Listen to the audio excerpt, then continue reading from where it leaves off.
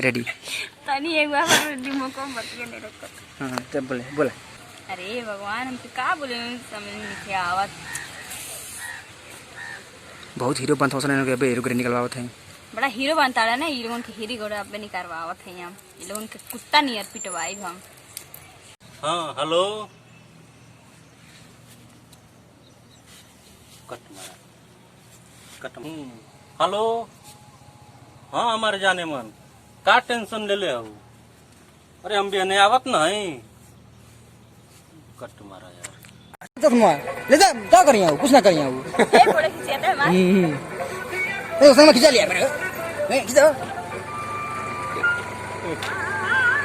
रे या फोटो भी जाती तो ये ना पटी का दे हां जा तक की ए भगवान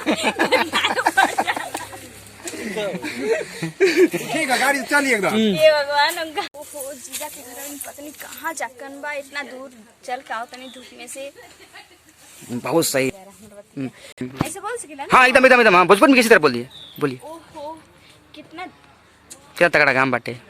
ओहो कितना तगड़ा धूप बाटे समझ ना आता का करी।